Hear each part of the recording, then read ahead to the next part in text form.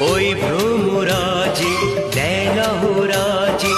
অধরা ছিল যে দেশে ধরা যে এই কি সেই